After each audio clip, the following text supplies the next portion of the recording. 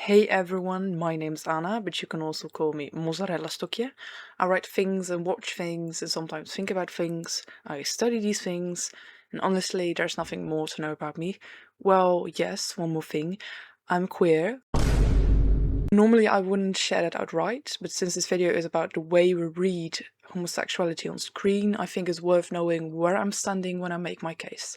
With that in mind, keep it civil in the comments, don't be a bigot, and feel free to use they them when referring to me, though I won't chase you down if you don't. This video isn't the deepest dive this topic deserves. There's a lot more research and screen time I'd love to give it eventually, but I think it's worth talking about now, especially with how much media literacy is being stress tested on social media these days. That was the basic intro. Now, welcome. I'm your local amateur writer Anna. Sit back, relax, and enjoy the video.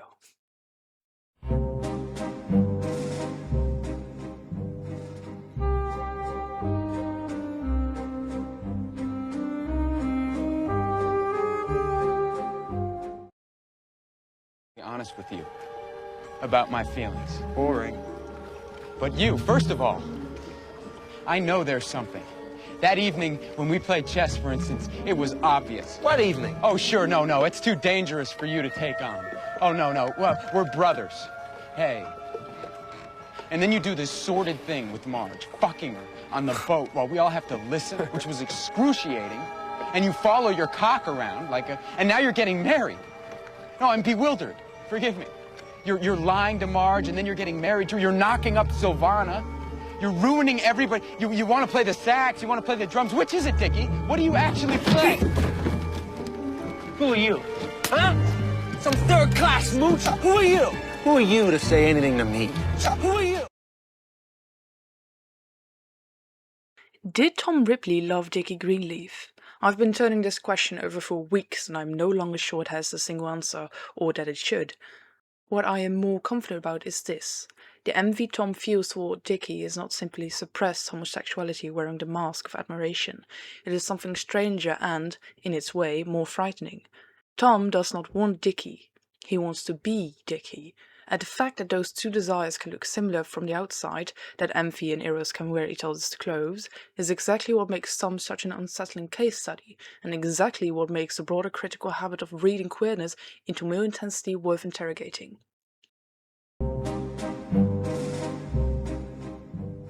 Tom is, for the most of the film, strikingly honest about his motives. More honest, perhaps, than his crimes would suggest he has any right to be. He says it himself, he loves the way Dickie lives. The line is almost too clean, too quotable, and I think that is part of the trap.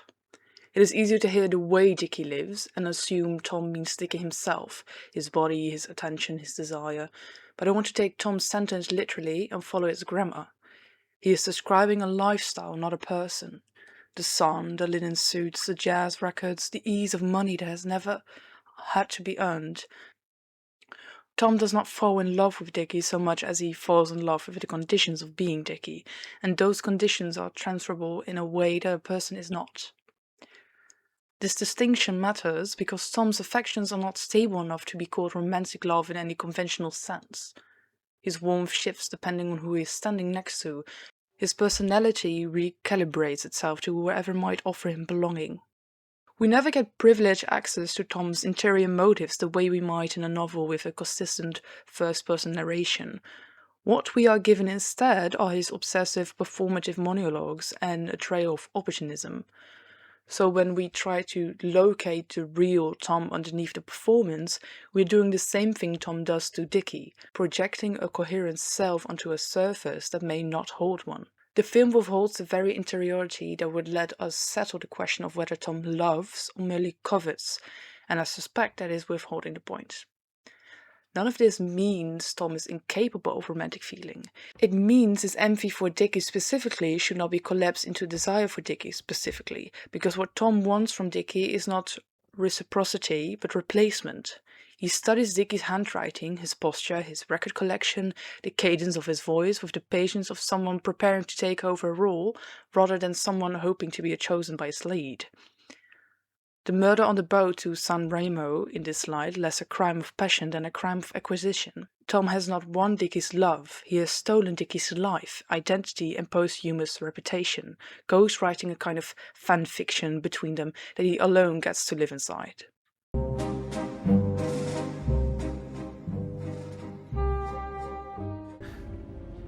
do you mean lied about who you are? I always thought it would be better to be a fake somebody than a real nobody. What are you talking about? You're not a nobody, that's the last thing you are. If the essay stopped there, it would risk becoming the very thing I am wary of, a tidy thesis that explains away every chance glance between men as something other than desire. So let me complicate it, because Tom does seem to love men, just not always in the acquisitive mode he brings to Dickie. Peter is the clearest counterexample. Whatever else Tom is lying about, his sobbing as he strangles Peter, saying his name almost as a last address to whatever was left of Tom rather than Dickie, does not read as performance. It reads as the closest thing to grief the film allows him. Peter is also the one person who, in his own words, sees Tom for who he really is, not Dickie's golden aura, but Tom Ripley, unglamorous and real. That recognition is precisely what Tom claims to want and almost never receives elsewhere in the film, which is what makes his relationship with Peter feel different in kind, not just in tone, from his fixation on Dickie. By the second half of the film, Tom is effectively living two parallel lives. One as himself, which Peter has virtually his only remaining link to that self, and one as Dickie Greenleaf, the identity that the world, and eventually Tom himself, comes to treat as primary. Whether what passes between Tom and Peter constitutes real love is, as I keep circling back to, a question the film declines to set outright. But there is at least one piece of textual evidence that argues for sincerity. Peter offers Tom nothing strategically useful.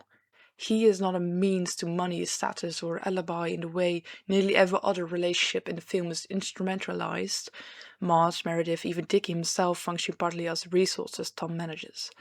Peter is simply present and occasionally inconvenient. He does at one point end up driving Tom home after a murder, I remember, which complicates the purity of the claim but does not erase it. This is why the boat sequence carries the weight it does. Tom is finally forced into a binary choice between Meredith Logue, who believes him to be Dickie and through whom Tom's invented identity survives, and Peter, who knows him as Tom and through whom whatever remains of his original self survives. He chooses to kill Peter. On the level of plot mechanics, the choice is partly practical. Meredith is travelling with family who would notice her absence almost immediately, while Peter is alone and his disappearance buys Tom time. But the film does not let us rest on the practicality alone. Miguel stages the murder as devastation, not calculation, and that staging is doing argumentative work. Tom kills the person who knew him best because Tom the person has by this point become the more expendable identity. He is more invested in being Dickie than in being himself, a nobody in his own self-diagnosis, can be discarded in a way a fake somebody cannot. In choosing Peter's death over Meredith's, Tom is not choosing Dickie over Tom in the abstract, he is enacting the choice on the one person who made being Tom bearable. The tragedy is that the love does not evaporate in the act. If anything, the film insists on its persistence right up to and through the murder, which is part of what makes the ending so difficult to watch and so resistant to a clean moral reading. It is tempting, faced with all this, to reach for a clinical frame, dissociative identity, sociopathy, some catalogue of traits matched against the checklist. I will gesture at this and then deliberately set it aside. Tom certainly displays patterns and invite diagnostic speculation, particularly around the absence of remorse for the murders he commits with such functional calm. But the film gives us no access to his upbringing, his interior monologue beyond what serves the plot, or any of the clinical history that would make such a diagnosis responsible rather than speculative. More importantly, diagnosis is not actually what this essay is about. The question I am interested in is not what is wrong with Tom, clinically, but what does Tom's envy do to our ability to read desire between men? And answering that does not require and would be weakened by a detour into the amateur psychiatric profiling. That is a different essay, one I am deliberately not writing here.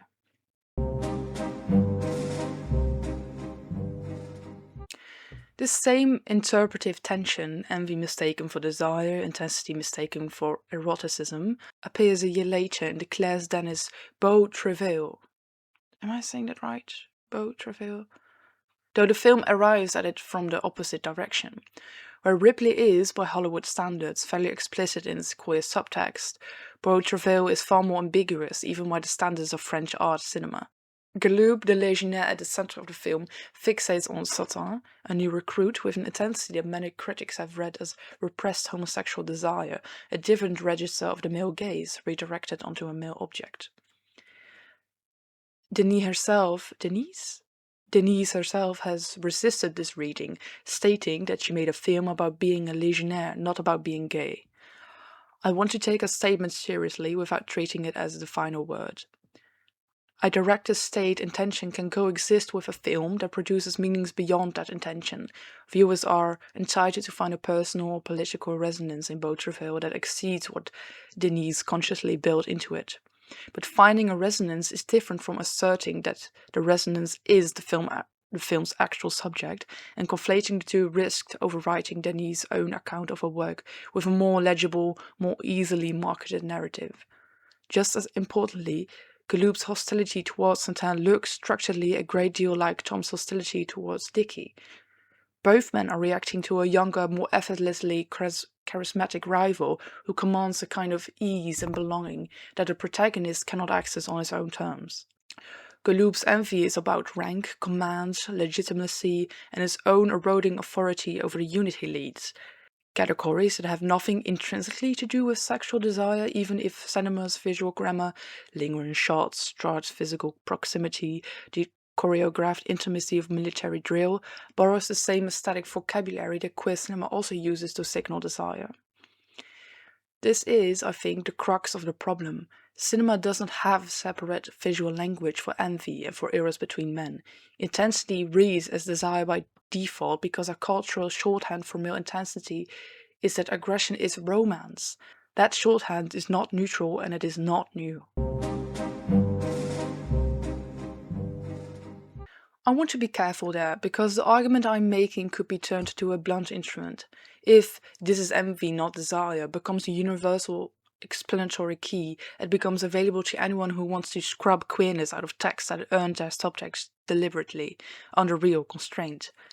This is precisely the move homophobic readings have historically made against films from the Hays Code era, where filmmakers encoded queerness because they were legally and culturally barred from depicting it openly, and where the subtext is not an interpretive overreach but the entire point, the only space available for that meaning to live.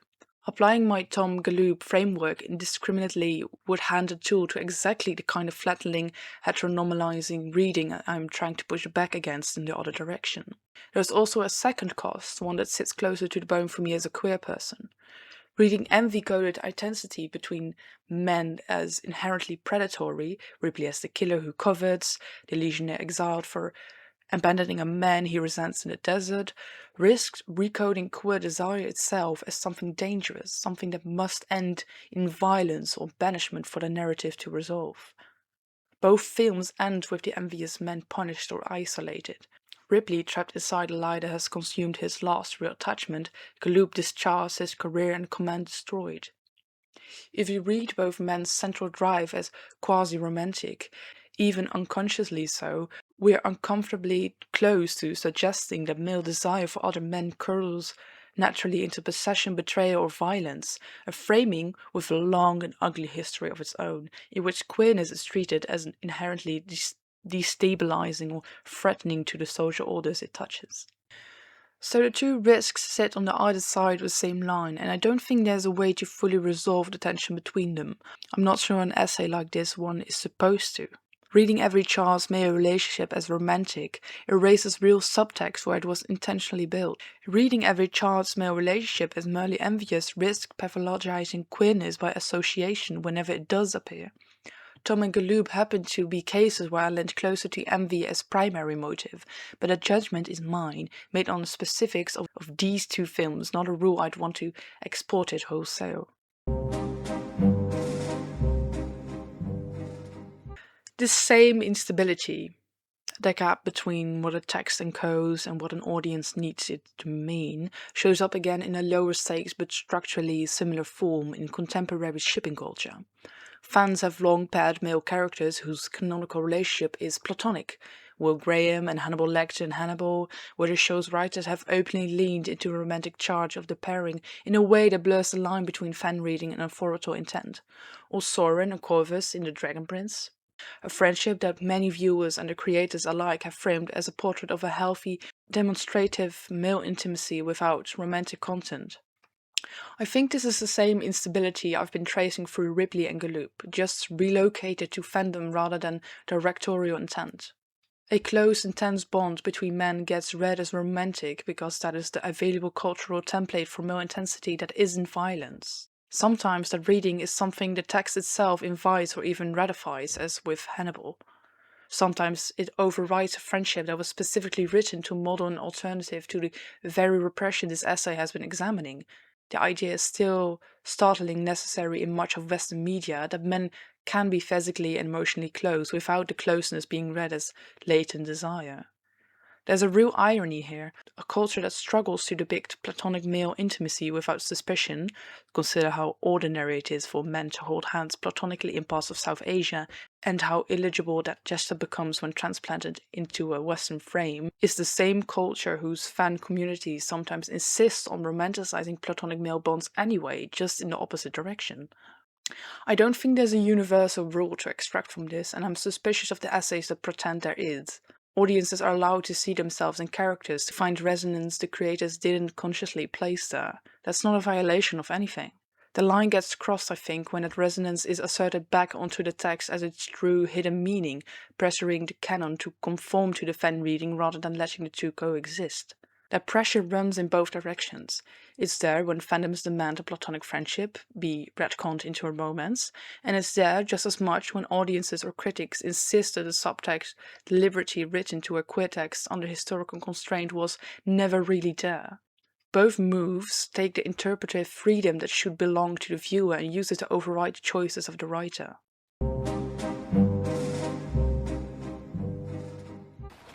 Marge and I are getting married. So, did Tom love Dickie? I don't think the honest answer is yes, not in the sense of wanting Dickie to love him back.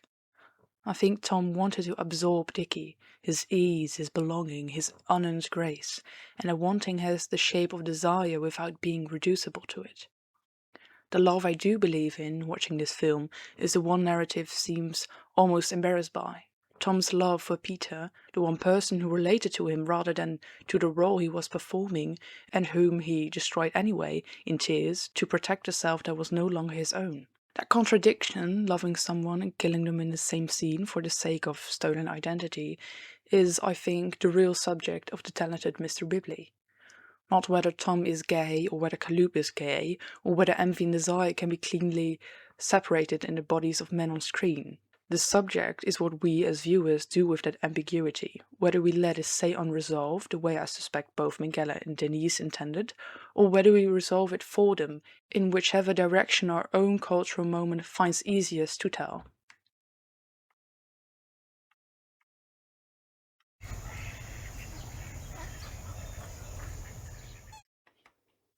Well then, that's done.